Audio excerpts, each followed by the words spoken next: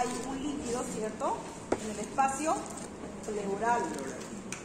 Y ese espacio en realidad tiene líquido, tiene una cierta cantidad de líquido, pero si se basa a mayor cantidad por distintas causas, ya va a empezar a hacer efectos de compresión y va a involucrarse lo que es el sistema respiratorio.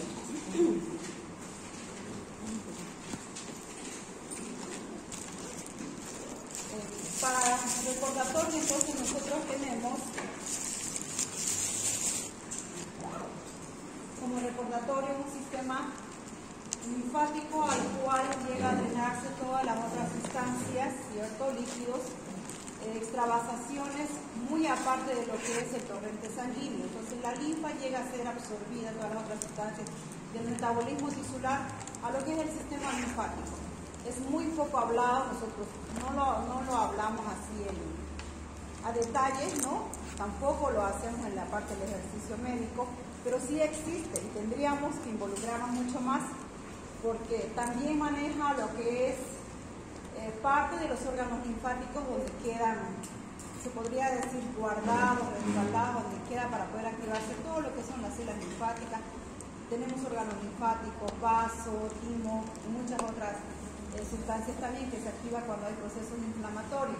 Entonces, aquí llega a drenarse, ¿no?, más o menos en esta gráfica, todas estas sustancias que a la vez vuelven a lo que es el sistema circulatorio.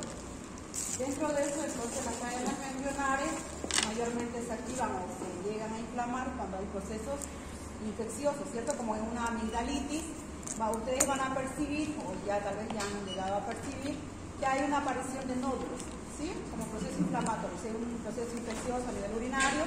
Entonces las glándulas inguinales también va a haber crecimiento, se van a encontrar las famosas bolitas, pues, ¿no? Entonces son estos famosos ganglios que empiezan a tener una mayor importancia y en este tema lo vamos a tocar bien. Entonces el sistema linfático, que corresponde a los vasos linfáticos, ganglios linfáticos, órganos linfáticos, ahí hacemos mención al timo, que se da en su edad prematura, vaso, amígdalas, las placas de Peyer que se encuentran en el intestino y las células de los linfocitos que estén involucradas con esta cadena ganglionar. Entonces, estos vasos linfáticos, lo que nos interesa, es lo que va a absorber las sustancias que lleguen a lo que es la cavidad pleural para poder hacer un regulamiento, para que haya un equilibrio de líquido, pues, ¿no? Ese líquido que nosotros tenemos en la cavidad pleural nos sirve a modo de poder hacer un movimiento sin fricción para que pueda haber una amplitud, una insuflación, ¿no?, que pueda llegar a tener una lubricación alrededor de lo que llega a ser los pulmones. Nosotros sabemos que en los pulmones tenemos una capa visceral y una capa parietal, o sea, una membrana, igual como al hígado que nosotros conocemos, ¿cierto?,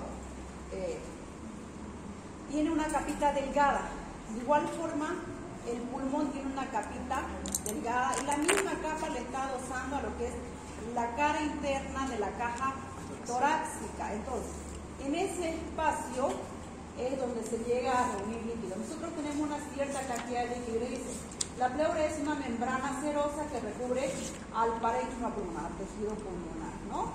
El mediastino, diafragma, la parrilla costal, se divide en pleura visceral en relación a la víscera del parénquima pulmonar y la otra que es parietal en relación a la cara interna de la caja torácica. Entre ambas hojas pleurales queda un espacio virtual. A veces las preguntas que dicen es que ¿cómo está conformado el espacio virtual y qué cantidad de líquido tiene habitualmente? La cavidad pleural, donde solo existe una pequeña cantidad de líquido pleural que actúa como lubricante durante los movimientos respiratorios, ¿no? Ayuda a lubricar. Entonces, esta cantidad de líquido, menos de 15 ml, ayuda a poder lubricarse en esos movimientos respiratorios, pero puede aumentar hasta 4 litros, 6 litros, hacer abombamiento, compresión, colapso pulmonar, y hay que determinar cuáles son las causas. De acuerdo a la causa, entonces es el tratamiento específico que nosotros vamos a poder llegar a dar. Entonces, se denomina derrame pleural, ¿no?, a la acumulación de líquido en el espacio pleural. ¿Listo? ese espacio pleural está determinado entonces por las capas, ¿cierto?, de lo que es la pleura visceral y la pleura parietal.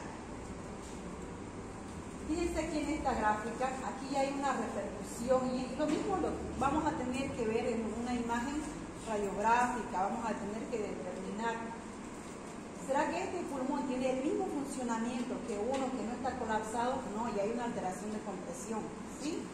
Puede haber engrosamiento de estas membranas pleurales y tener que llegar a una cirugía en una segunda instancia, o simplemente tener que ser, dependiendo de la causa, ¿no?, bien drenarse o llegar a utilizar medicamentos como diuréticos. Hace mucho la causa. Por ejemplo, si hay una falta de proteínas, la presión oncótica va a disminuir, entonces hay extravasación de líquido a un tercer espacio, como cuando hay edemas, ¿no?, en extremidades inferiores, hay una congestión cardíaca.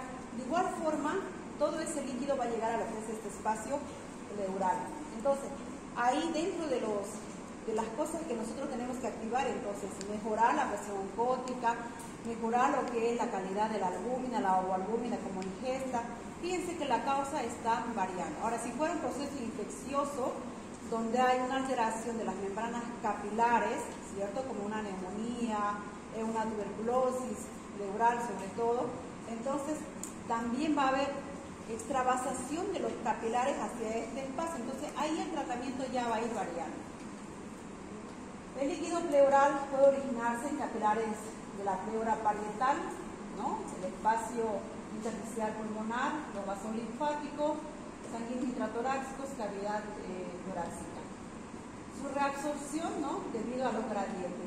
Fíjense que les dice que alrededor de todo lo que es el pulmón llega a haber exotomas que llegan a absorber hacia los vasos linfáticos esa cantidad. La misma cantidad que se produce es la misma cantidad que se reabsorbe, si no hubiera alteraciones. Se forma a partir de los vasos, se forma a partir de vasos sistémicos, ¿no?, de las membranas pleurales. Hay una producción, les dice, de 0.1 a 0.2 ml kilogramo de peso. De 5 a 15 ml, ¿no? Aquí si el paciente tuviera 100 kilos, estamos hablando de que llegaría a producir 100 ml, pero también hay una reabsorción similar y es diaria, es continua, ¿no?, que no está permitiendo que haya esa cantidad, pero se calcula que hay ese drenaje. La tasa de recambio entonces es del 11%, en una hora se calcula que más o menos 0,01 ml por kilogramo se llega a absorber por las vías linfáticas sobre todo.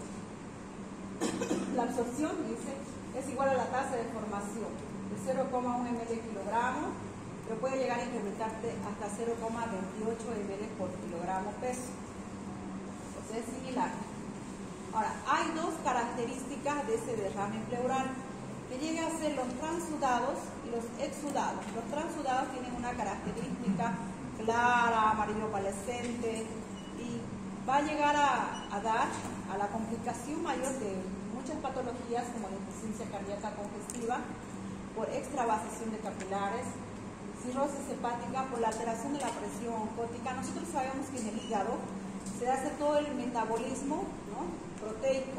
Entonces, si hay una insuficiencia hepática, como en una cirrosis donde ya no hay un funcionamiento, ¿cierto?, metabólico, la calidad de proteínas va a disminuir, la presión oncótica disminuye. O sea, la albúmina funciona en lo que son los vasos como si fueran unos taponcitos, ¿cierto? Si eso disminuye, entonces como si fuera una manguerita con un montón de huecos y va a empezar a extravasar, a hacer un tercer espacio. Entonces, eso se llama presión oncótica, la disminución de lo que es la calidad de proteínas con extravasación. Entonces, cirrosis independiente de la causa que sea, ¿no? Puede ser también por una intoxicación hepática, se altera la parte metabólica y extravasación de líquidos. Síndrome nefrótico, hipoalbuminemia, puede ser carencial, ¿no? El hecho que uno tenga un buen peso no significa que tenga una buena nutrición. Puede que se esté alimentando de comidas no muy nutritivas, que dentro de sus comidas no esté equilibrada, que solo sean hidratos de carbono, o sea simplemente energéticos, ¿no? Frutas, como tales con algo de verdura.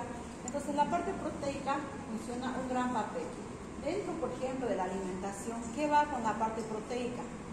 Carnes, el huevo como ovoalbúmina, va la soya, nosotros somos fuertes productores de soya, quinoa, lenteja, frijol o el poroto, comerse una feijoada. Entonces, piense que nos vamos desencadenando en lo que son las causas, ¿no?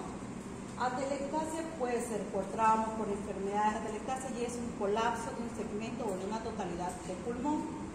En ese espacio que queda puede llegar a reunirse líquido pleural más de la capacidad que llega a tener. Pericarditis constrictiva relativo a un cor pulmonar que hemos avanzado en la anterior clase. Causas de derrame expirativo. Infecciones, ¿ya? En relación a las infecciones, por ejemplo, les dice, en lo que son las neumonías o la tuberculosis, hay sustancias anafilácticas que llegan a pasar a estas áreas, irritando lo que son las pleuras, hace una pleuresis. Entonces, ahí empieza a haber una extravasación de los capilares, o también hay una obstrucción de los vasos linfáticos, aumentando lo que es la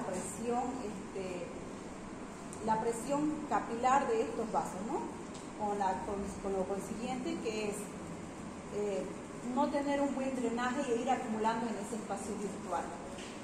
Iatrogénicas, perforación del esófago.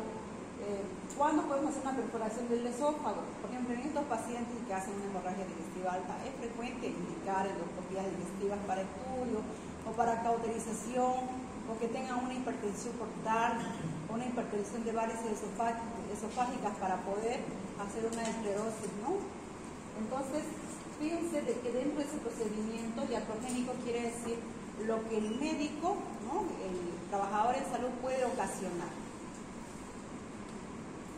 Fármacos, escleroterapias esofágicas, neoplasias, puede ser un tumor pleural, un tumor pulmonar, torácico, que esté comprimiendo lo que es los vasos linfáticos, ¿no? Entonces, hay un aumento de presión de líquido por obstrucción de vías linfáticas. El quilotórax o pseudoquilotórax por la ruptura de los vasos torácicos también tiene su característica, cómo llega a salir el líquido, y entre otras pancreatitis, infarto pulmonar, radioterapias, arteridosis, hemotora, enfermedades inmunitarias, pues, ¿no? En las enfermedades inmunitarias, sobre todo, hay alteración de la difusión de capilares, igual como en una neumonía, ¿cierto? Había alteración de la membrana.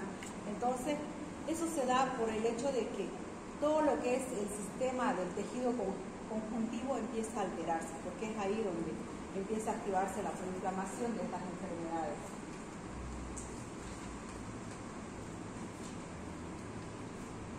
Las causas más frecuentes: insuficiencia cardíaca, neumonía, tuberculosis y neoplasias. ¿Listo? Las neoplasias pueden ser varias, pues, ¿no? Es extensa. No es que uno tiene cáncer y hay estirpe celular real, ascética, cada uno recibe diferentes tratamientos y puede estar ubicado en distintas áreas del pulmón. Bien, puede ser, por ejemplo, un cáncer esofágico que esté comprimiendo las vías linfáticas, puede ser un cáncer pleural o una metástasis pulmonar de origen cervical. Entonces son varios, pero nos quedamos como neoplasias, ¿ya? Entonces, el derrame pleural, habíamos hablado de que se dividen de acuerdo al origen, de acuerdo a la característica, en dos grandes grupos, de las características de los transudados y de los exsudados, ¿ya? Los transudados, entonces, hay una ultrafiltración del plasma, hay aumento de la presión hidroestática, la presión oncótica está disminuida, hay alteración en la circulación sistémica, ¿no? Por eso es que ahí, por ejemplo, como ejemplo, estamos con la insuficiencia cardíaca, insuficiencia renal o síndrome nefrótico, estamos con lo que es la hipoalbuminemia, ultrafiltración, presión, aumento de la presión hidroestática. En cambio, aquí en el exudado hay permeabilidad de los vasos pleurales y de las proteínas, hay obstrucción de los vasos linfáticos, hay enfermedades en la pleura. Lo más frecuente que nombra es la tuberculosis pleural, que es una tuberculosis extrapulmonar. Hay 6 mecanismos que se llegan a identificar para que se pueda producir el aumento de líquido pleural, ¿ya? Entonces, ¿cuáles son?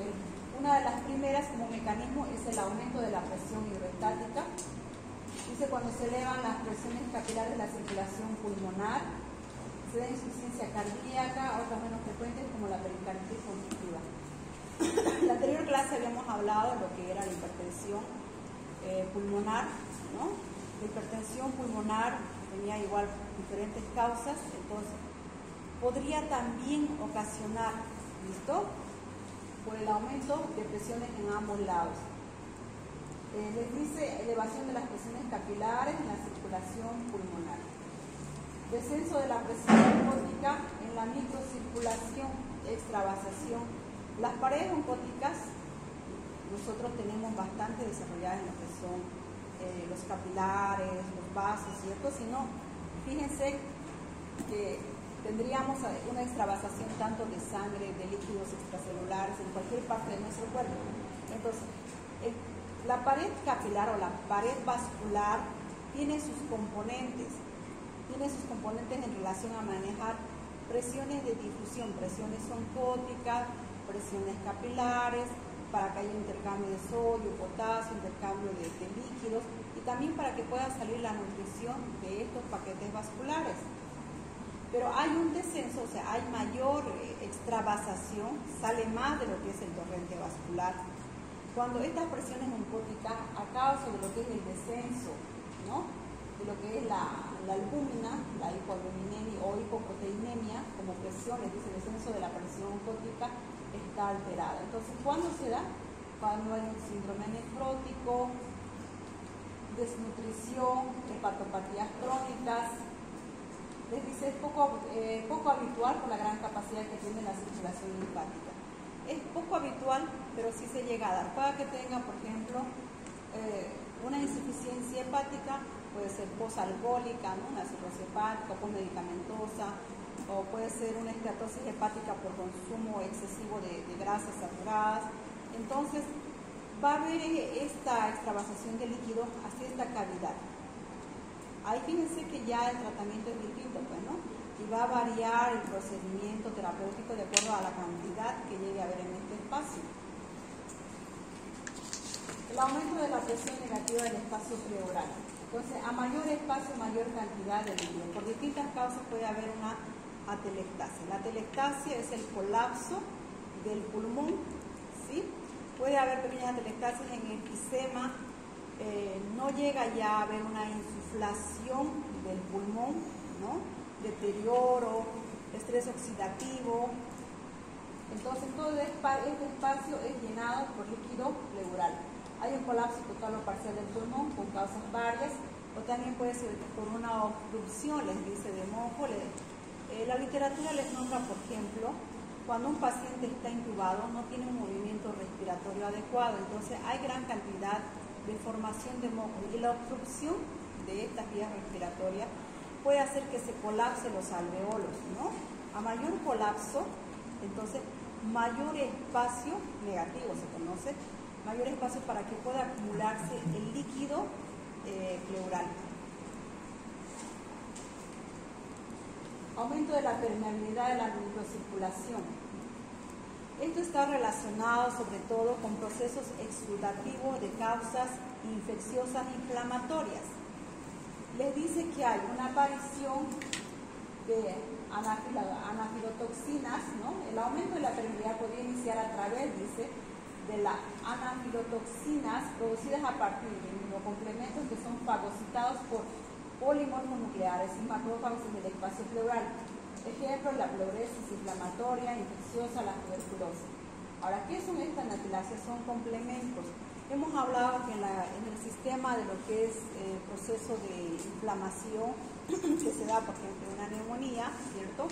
En la pared alveolar se activaba lo que eran los macrófagos alveolares, que iban a llamar, bien de acuerdo a la causa que era, bien llamaban a más neutrófilos, llamaban a más eosinófilos, y dentro de eso se desencadena unos intercomunicadores que son complementos de la inflamación, y estos llegan, de acuerdo a la enfermedad, a presentarse, ¿cierto?, por la gran circulación que nosotros tenemos, porque la sangre recorre todo el organismo, todo el cuerpo, llega a presentarse en lo que son las pleuras. Entonces, nombra como de característica la tuberculosis pleural. Para que haya llegado hasta la pleura, tuvo que haber pasado ya por todo nuestro sistema circulatorio, ¿no? haber hecho una siembra en lo que son las pleuras.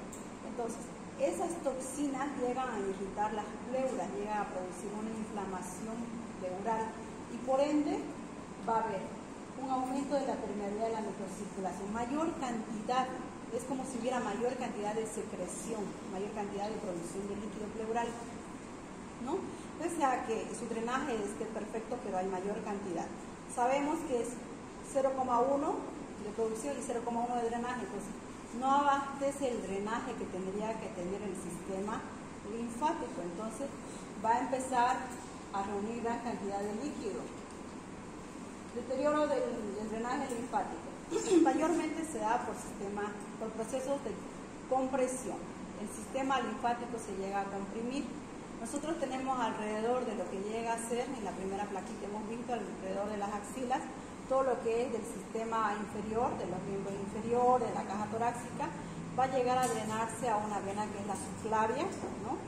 Y de este otro lado, de igual forma, llega a lo que es el tronco brachiocefálico, ¿no? A las venas. O sea, los vasos linfáticos igual drenan sobre lo que son vasos venosos. Entonces, dentro de todo esto, puede que haya compresión de esos vasos. Entonces, ese deterioro o la ruptura de lo que llega a ser por acá, es decir, el conducto torácico, ¿no? Da origen a un derrame pleural, pero tipo de quilotórax, o sea, que tiene contenido de linfa. Y eso ya lo vamos a ver más adelante, tiene una característica blanquecina, o también puede ser un derrame por posradiación. Cuando hay una posradiación, en estos casos de cáncer de esófago, cáncer de estómago, cáncer de pulmón, de pleura, la radiación, pese a que los físico-químicos determinan cuánto de proyección van a tener por las capas que nosotros tenemos, igual llega a abarcar alrededor, ¿cierto? No hay una delimitación precisa, que digamos, si el tumor es 2x2, la radiación va a ser 2x2, no es tan precisa, es un aproximado. Entonces todo alrededor va a haber un tejido inflamado, ¿cierto? Donde puede haber también rupturas, deterioro, un envejecimiento de ese tejido. Por eso es que se pone como ejemplo la posradiación. Movimientos de fluidos desde el peritoneo. Les dice que hay vasos, ¿no? Microvasos linfáticos que están de lo que es la cavidad abdominal, llegan a tener una comunicación cavidad abdominal con cavidad torácica. Entonces, si llega a tener una ascitis por una insuficiencia renal, una insuficiencia hepática, hipoproteinemia, extravasación, tumor de Meigs, que es el tumor de ovario, cualquiera que sea la causa, va a haber entonces salida hacia este espacio pleural a través de los linfáticos diafragmáticos de pequeños tamaños. Derrame pleural es secundario a ascitis o procesos pancreáticos también por la proximidad que llega a tener. Cuadro clínico. Tenemos dolor pleurítico. Hay ramas sensitivas que están adosadas en lo que es la caja torácica interna, la pleura. Cuando ya empieza a haber dolores, que hay una inflamación, irritación de estos paquetes nerviosos. También les dice que, de acuerdo a la anatomía, nosotros tenemos un nervio frénico, ¿no?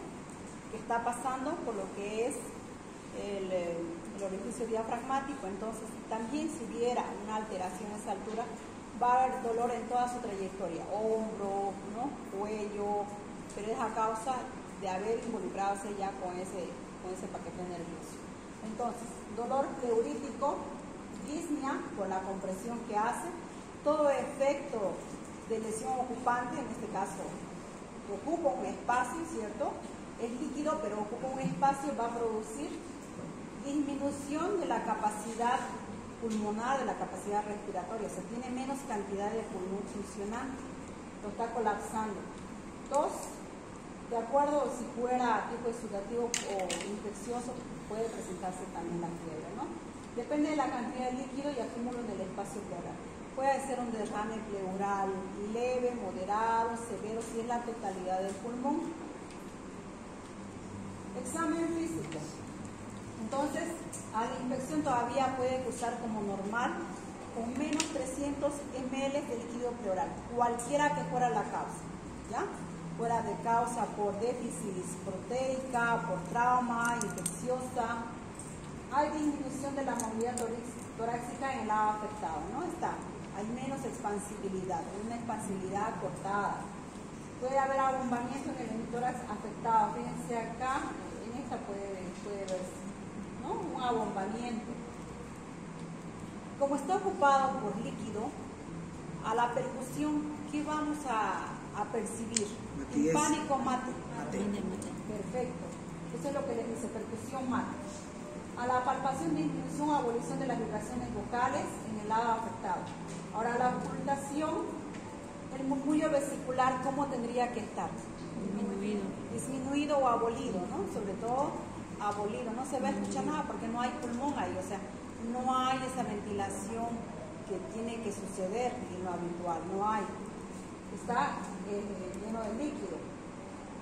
Tenemos exámenes de apoyo, los rutinarios, los complementarios, todo lo de rutina, tanto hemograma, TP, química, creatinina, ionograma, gasometría, esos ya son básicos de rutina, ¿no? Sí o sí, independiente de la enfermedad que sea, un hemograma nos va a llegar a determinar si tiene anemia, si tiene una leucocitosis para hacer si hay una infección, un tiempo de protrombina que es el TP, si tiene una buena función de coagulación, si no ha sido una extravasación por un sangrado, ¿no? Química, creatinina, función renal, si está dentro de parámetros normales, si no hay un síndrome nefrótico. Ahora, los complementarios de diagnóstico. Dentro de eso, uno de los primeros exámenes que llegamos a pedir es una radiografía simple de tórax, donde vamos a llegar a ver lo que es, ¿no? una opacidad en relación a la claridad que vemos relativo al otro pulmón. Hay pérdida de los ángulos costofrénicos, costodiafragmáticos, ¿no? Fíjense el pulmoncito, pareciera como una telectasia, ¿no? En la ecografía, este líquido que ustedes ven, color negrito, estaríamos aquí el hígado, y había el diafragma, las bases pleurales. Nos ayuda cuando hay escasa cantidad de líquido, pero pese a que es escaso, hay una repercusión y nosotros necesitamos hacer bien un diagnóstico terapéutico para sacar qué tipo de líquido está ahí, para llevar a examinar qué química tiene, si tiene células neoplásicas, si tiene bacterias. Entonces nos ayuda también, ¿no? Nos diferencia, dice, si la imagen es sólida, líquida, para poder hacer una toracocentesis. Ahora, la tomografía, por ejemplo, hemos tenido muchas placas así, es muy frecuente en el hospital, que sin determinar causas, si podemos considerar, si no hay una comorbilidad, podríamos considerar ya netamente un derrame pleural. Pero en ciertas ocasiones no es solo líquido, o en su totalidad es solo una masa pulmonar, pues, ¿no? Que está ocupando ese espacio. Y se podría ver similar a un derrame.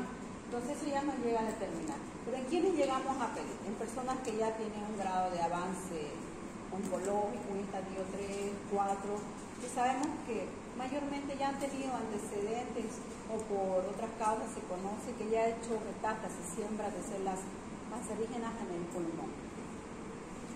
Pero si no tiene comorbilidad, un paciente que no tiene comorbilidad, tuvo tuberculosis o se cayó y vemos estas imágenes, ¿no? Sin otros antecedentes, entonces nuestro diagnóstico ya está hecho. Es un derrame pleural. Ahora, a determinar causa. El procedimiento, tratamiento va a ser igual, independiente de la causa, pero necesitamos saber cuál es su causa, ¿no? Solo es una toracocentesis, sacar el líquido, pero para poder hacer que no se vuelva a reunir líquido o disminuir esos eventos, necesitamos siempre saber causa. Aquí hay un derrame pleural masivo, ¿no? Entonces, seguramente va a haber un abombamiento de lo que es la caja torácica, va a haber ruidos de murmullo vesicular abolido, no va a haber una cavidad vacía donde nosotros cuando lleguemos a percutir se determine que es timpánico, va a ser mate. Aquí igual es un derrame moderado de lo que es el pulmón del lado derecho. Signos radiológicos, borramiento de los senos costodiafragmáticos, ¿no? Signo del menisco, desplazamiento del mediastino, corazón, tráquea. Cuando es masivo, voy a volver a este. Aquí no se nota mucho acá, desplazamiento, les dice, ¿no? El corazón llega a tener un eje diferente. Aumento de los espacios intercostales cuando hay derrame. Estos espacios están más aumentados que los del lado contrario, ¿no? El derrame pleural. Cuando es escaso el líquido, no siempre se puede llegar a percibir, y eso les dice menos de 300 se puede llegar a no percibir. Entonces, pero cuando tiene algún efecto sobre la parte respiratoria, nosotros podemos pedir una placa torácica lateral. Entonces, pedimos al paciente que durante media hora o una hora esté recostado en esa posición para que todo el líquido vaya por gravedad al mismo nivel, ¿no? Lo mismo cuando el paciente ha estado echado mucho tiempo, entonces se pide que esté sentado para que todo el líquido vaya descendiendo, vaya acumulando signos de una característica de nivel. Cuando está masivo, ¿no? Fíjense, les dice que hay cambio de lo que es la estructura mediastínica, hay como un abombamiento hacia el lado contrario, hay desplazamiento contralateral del mediastino, o sea, toda la estructura mediastínica donde está el corazón, está la tráquea, todas las estructuras, pues, ¿no? El derrame masivo, ¿no? Fíjense toda esta opacidad. La opacidad le decimos a lo blanco que vemos, claridad a lo negrito porque estamos hablando de aire. Entonces esta placa tiene una claridad, ¿cierto?, en todo lo que es el campo pulmonar derecho y una opacidad con efectos de masa, con desplazamiento de los componentes mediastínicos, ¿no?, del lado izquierdo. Del lado izquierdo. Cuando yo estoy de frente a la placa es en esta posición, derecha, izquierda, es porque el paciente está de frente a mí. Esto en todas las descripciones. El pulmón se ve, así como ven, bastante blanquito. La opacidad, la mayor parte de la totalidad del hemitórax, ¿no?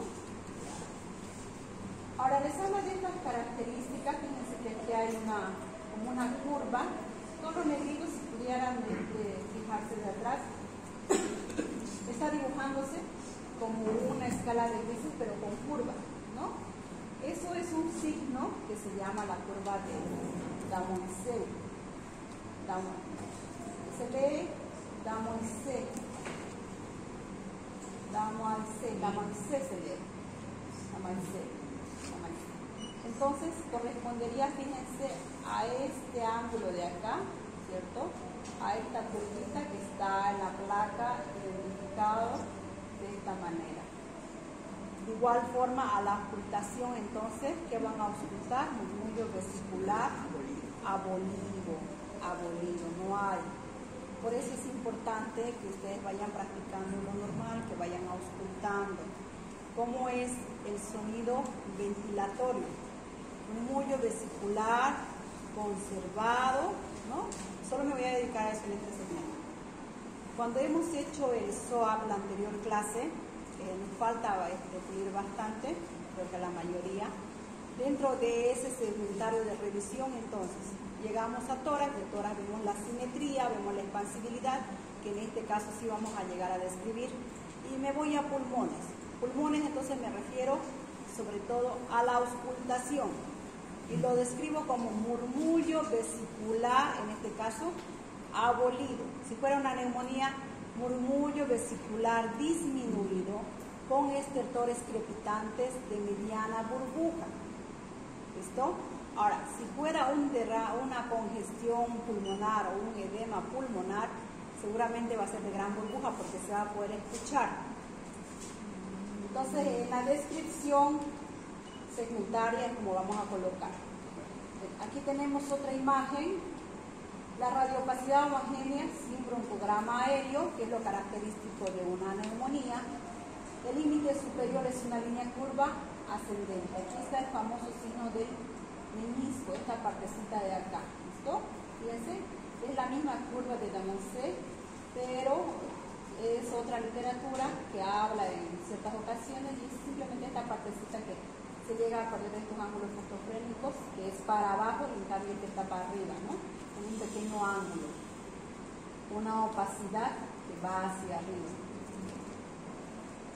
La ecografía también nos ayuda, ya lo hemos mencionado, nos ayuda a facilitar y a determinar si hay alguna otra patología de comorbilidad cuando son derrames pleurales escasos. Aquí en la escala de Grisel entonces lo vamos a ver como una hipocondensación por la claridad que tiene, no este es líquido de acá, lo negrito que vean siempre es líquido. La tomografía entonces, ¿qué nos define? A diferenciar patología pleural de pulmonar, me refería a eso.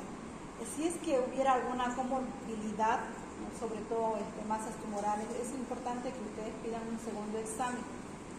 A veces no siempre tenemos entre los dos exámenes, se arruina la máquina del tomógrafo, no está accesible en su centro, como primera siempre la radiografía. Ya si hubiera una comorbilidad con características neoplásticas independiente, al origen que sea de cervix, sea de inguinal, tiroides, siempre en las siembras hacen metástasis en distintas partes y el pulmón es uno de los elegidos. Entonces pueda que tenga masa tumoral y no sea necesario hacer toracocentesis y evacuar porque no es líquido, es masa como diferencial. Nos ayuda entonces a diferenciar patologías pleurales del pulmón, ¿no? Determinar patología pulmonar subyacente si hay otra enfermedad de comorbilidad, guía terapéutica, ¿sí? A veces están encapsulados los derrames, o tiene atelectasia, tiene engrosamientos pleurales, ¿no? Con las paquipleuras. Aquí tenemos el derrame, esta es la radiografía, la de tórax, la curva de Damascene, y aquí está, ¿no? El derrame. Entonces, fíjense, igual, el derrame izquierdo, ¿no? La placa siempre nos mira de frente. A lo que podemos apreciar entonces es un derrame de moderado a severo por la gravedad, por lo cómo está echado el paciente, entonces está en la parte torácica. Si yo al paciente, si este derrame es moderado y lo hago sentar al paciente, no creo que llegue hasta vértice, por gravedad va a tener, es una botellita, va a tener entonces que ubicarse hasta lo que es la mitad del pulmón, la mitad de la pleura, ¿no? En los cortes que lleguen a ver hasta vértice, pues probablemente pueda que llegue hasta vértice en las plaquitas de tórax. Pero si es que ustedes lo sientan, ¿no? Al paciente es como si una botella de hecha, entonces está hasta la punta, ¿cierto? Lo ponen rectito, pueda que sea solo la mitad. Para eso nos llega a ayudar también las placas, para ver hasta dónde está el derrame pleural, las radiografías junto con la tomografía. La toracocentesis, entonces, es un procedimiento para dos planes. Un plan terapéutico, porque ya hay disnea, hay dificultad respiratoria, y la otra para un plan diagnóstico, para saber cuál es el contenido de ese líquido. Si es un contenido purulento, es un contenido de un transudado que no necesita alguna otra medicación más que ver la causa y determinar cuál es el tratamiento. Entonces se extrae el líquido de la cavidad pleural con fines diagnósticos y terapéuticos, ¿no? Terapéuticos para que el pulmón pueda expandirse nuevamente, para que disminuyamos ese derrame pleural.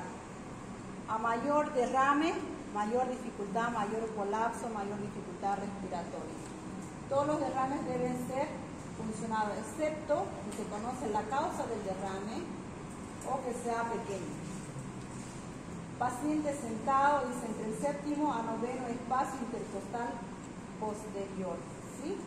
Ahora, si es encapsulado, probablemente necesitemos mayor pericia, que venga el cirujano o si no el cirujano de tórax, alguien que tenga mucho más práctica. Cuando llevamos a hacer el análisis de los líquidos, puede tener estas características que ustedes están viendo acá. Así lechoso, ¿no? Cuando hay ruptura de vasos linfáticos o hay una obstrucción o hay deterioro, entonces el líquido puede ser blanco, espeso como leche, ruptura del conducto torácico. puede ser de color rojizo, ¿no? Un hemotórax, traumas, caídas, accidentes de tránsito, laceraciones de tórax, costilla, todo ese sangrado o microsangrado que tenga. Si es que es a lo menos un trauma cerrado, va a ir a lo que es el espacio pleural, ¿no? Todo el sangrado. Y van a tener que hacer una toracocentesis porque primero se va a infectar. Segundo, que va a empezar a colapsar. Tercero, que sigue sangrando. Entonces se necesita hacer medidas evacuatorias terapéuticas. En este caso hay bastante sedimento, característica purulenta, puede ser fétida o no fétida.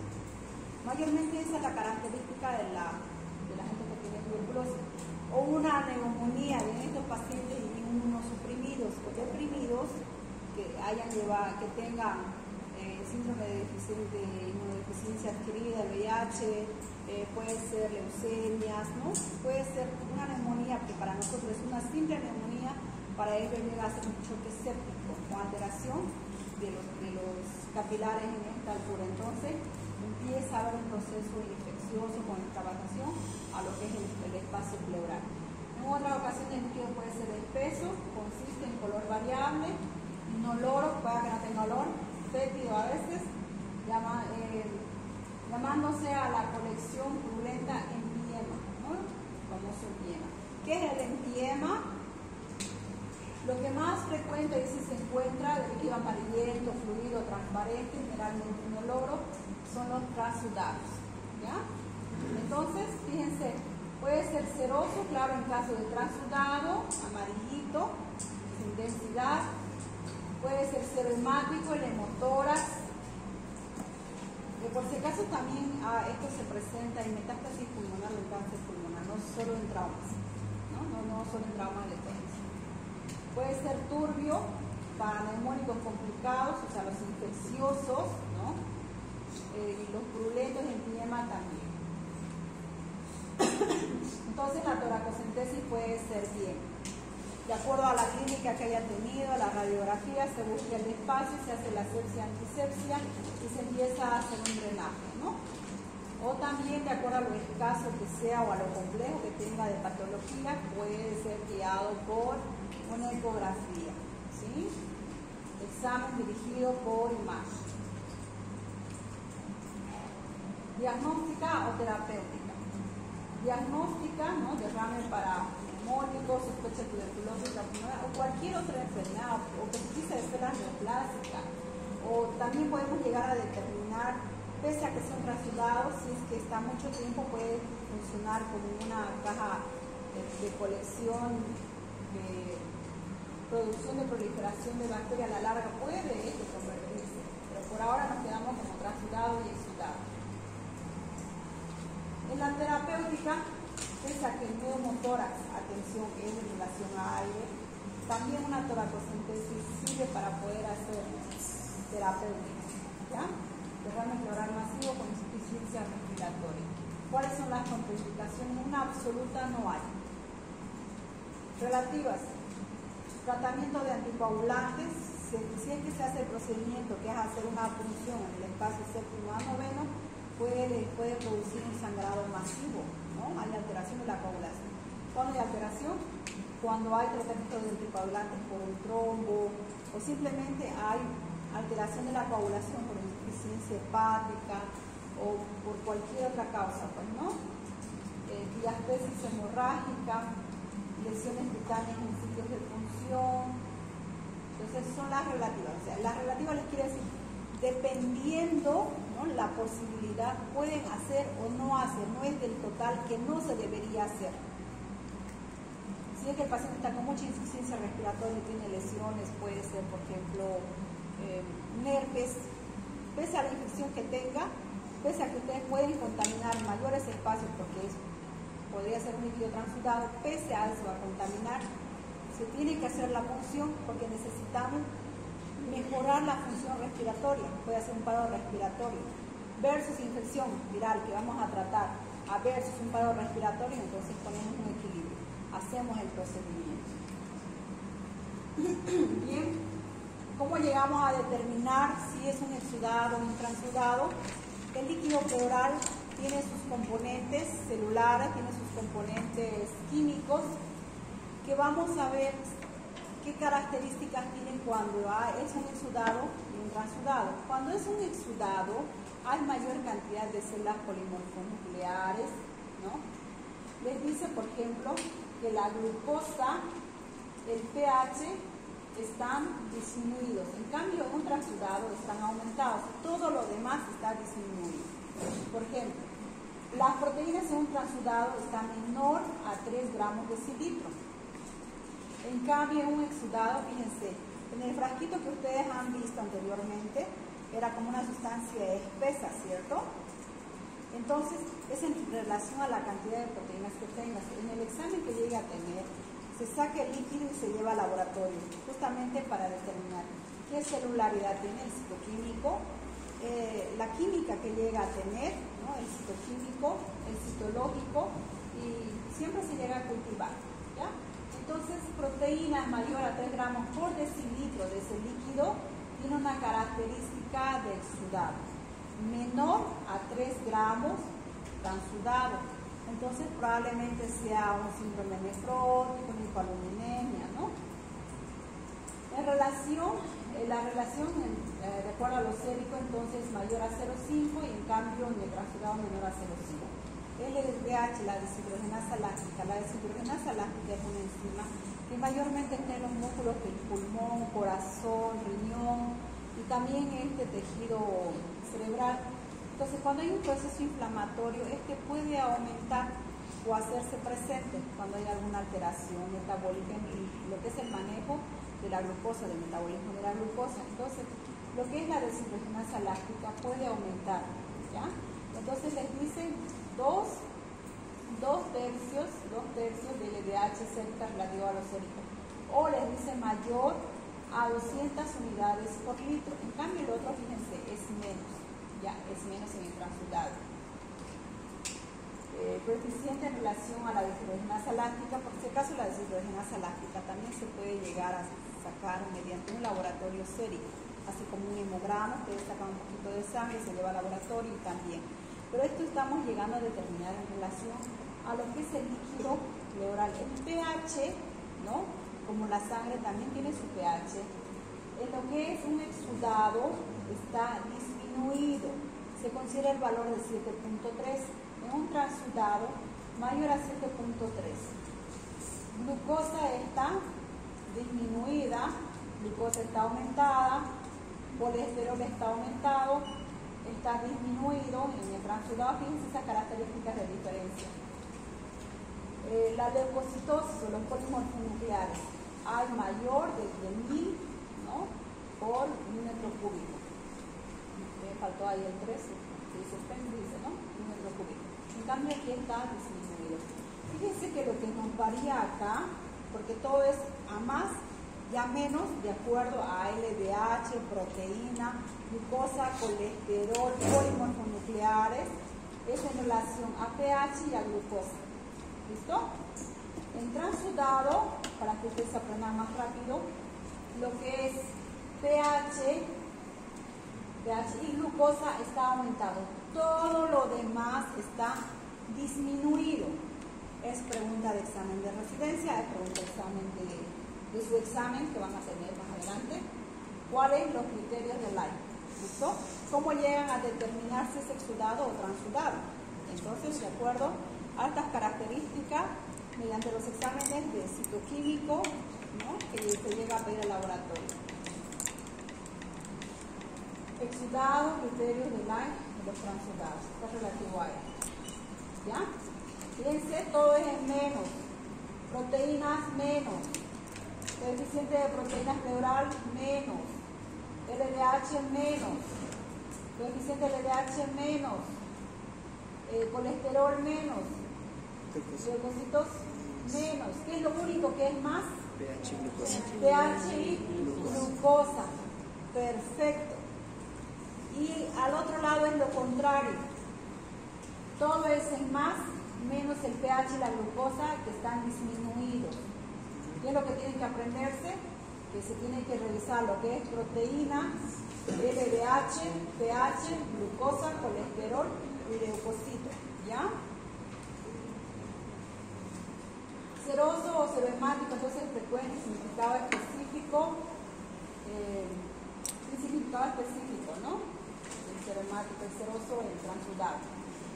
Hemorrágico, trauma, malignidad. Lechoso puede ser en relación a rupturas de lo que es el conducto torácico o colesterolemia, empiema, puede ser negro, infección por hongos, amarillo, verdoso, artritis reumatoidea, viscoso, mesotelioma. La prueba de Ribalta. Esta prueba de Ribalta se saca una pequeña muestra de líquido pleural que se derrama sobre unas sustancias de agua más acéticos y otros químicos más, ¿listo? Él llega a determinar solo con esta pequeña pruebita, sin lo otro del citoquímico, ¿no? De la celularidad, para decirle si es transudado o exsudado, de acuerdo a la reacción que llega a tener por el químico que se utiliza.